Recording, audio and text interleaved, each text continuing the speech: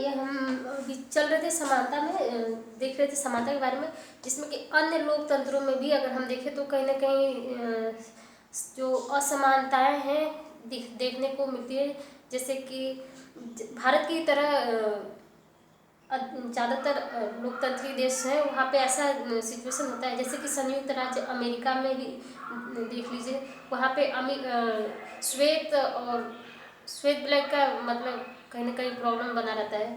तो उस टाइम क्या होता है कि जैसे अब अफ्रीकी जो अमेरिकन होते हैं उनको ये था कि बसों में मतलब 1950 के समय में लगभग में ये था कि बस में वो लोग बैठते हैं तो उनको एकदम पीछे जाके बैठना पड़ता था, या फिर अगर कोई श्वेत व्यक्ति आता है तो उनको सीटें छोड़ देनी होती थी। क्योंकि ये जो एक्चुअल में हुआ था क्या कि ये जो अफ्रीकन लोग थे इनको मतलब कि गुलाम बना के वहाँ पे लेके चले गए थे, उस टाइम लेके चले गए थे। तो फिर वहाँ पे एक तरह से उनके साथ भेदभाव होने लगा धीरे धीरे। जब भेदभाव होने लगा तो ये सब सिचुएशन भी बनने लगे कि मतलब कि 1950 के भी समय में भी ऐसी प्रॉब्लम्स बन रही है, लोगों के साथ में भेदभाव इतना हो रहा है, जबकि उस टाइम कितना विकसित हो चुका था, फिर भी ऐसी सिचुएशन देखने को मिल रही थी। और एक थी रोजा पार्क्स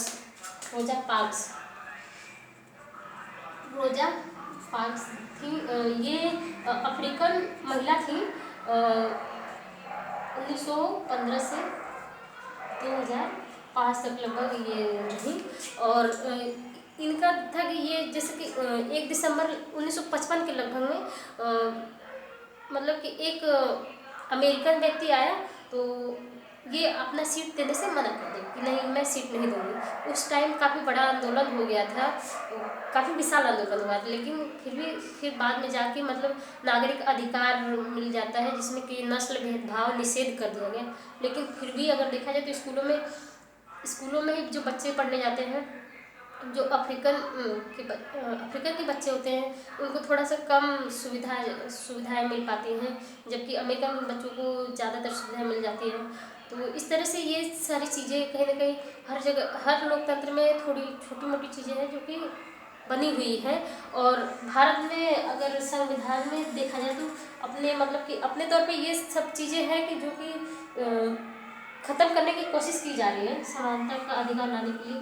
अनुच्छेद 15 में संविधान के अनुच्छेद 15 में कहा गया है कि कोई धर्म, मूल, वंश, जाति, लिंग और के आधार पे भेदभाव को निषेध कर दिया गया है। जिसमें कि ये भी कहा गया कि जिसमें कि क में इसकी 15 क में कहा गया कि चाहे राज्य में भी किसी भी धर्म का हो, किसी भी जाति, मूल, वंश, जाति का व्यक्ति कोई भी हो, उसके साथ राज्य कोई भेदभाव नहीं करेगा।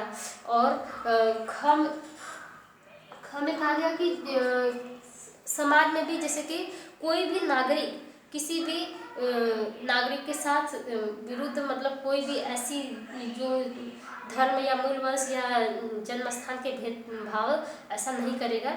और अगर कई बार ऐसा होता है कि दुकान हो गए और सार्वजनिक स्थल हो गए, होटल हो गए और जो मनोरंजन स्थान हो गए, इस तरीके से इन जगहों पर भी कोई भेदभाव नहीं किया जाएगा, कोई भी व्यक्ति नहीं करेगा, चाहे वो भले नागरिक ही हो, दूसरे नागरिक साथ नहीं कर सकता है।